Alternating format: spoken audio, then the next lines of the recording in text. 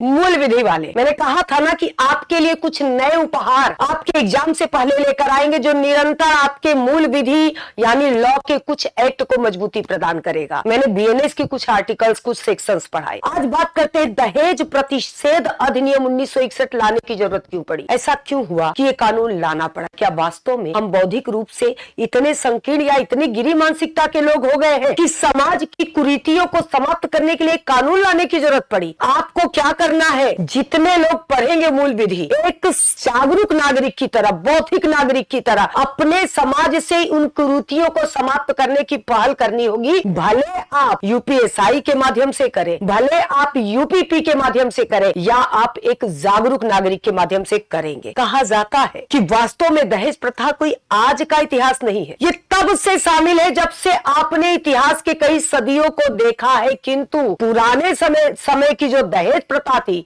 और आज के दहेज प्रथा में आपको फर्क दिखेगा। पुराने समय में दहेज प्रथा कोई दहेज प्रथा नहीं थी, वास्तव में एक लड़की के पिता के द्वारा एक सम्मान के स्वरूप में उस वर के पक्ष को दिया जाता था अपनी इच्छा से। ऐसे वस्तु पर, ऐसे उपहार पर कभी चर्चा नहीं होती थी, ना उसकी मांग होती थी, ना उस विषय पर कोई बात होता था।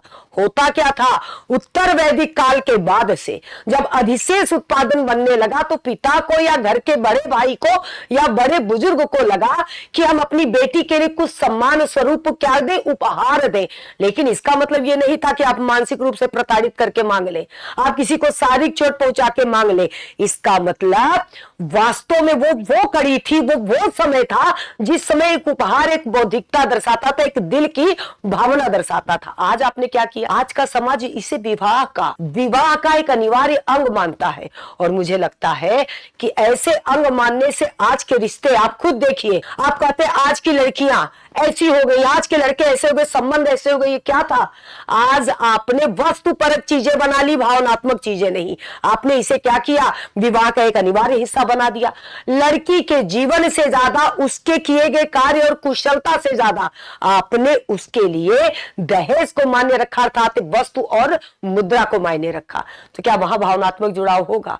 सोचिए, मूल विधि पढ़ने वाले, मैं दहेज प्रतिषेध अधिनियम 1961 पढ़ाने के तत्पर हूं, लेकिन उसके पहले ये जागरूकता आपके लिए आवश्यक है। पहले सोचिए, दहेज प्रतिषेध अधिनियम 1961 लाने की आवश्यकता क्यों पड़ी, इतने भाग इतने इसमें रखने की क्यों पड़ी, क्यों बीएनएस की धारा में रखा गया कि 7 वर्ष के अंदर ऐसी घटना हो जाएगी तो दहेज हत्या माना जाएगा। पक्का बता दूं कि मूल विधि पढ़ाने के बाद आपको लगेगा कि अब आपको लॉ से संबंधित कोई समस्या आने वाली नहीं है। सजग रहिए, जागरूक रहिए, आपके लिए अनिवार्य है। Thank you so much.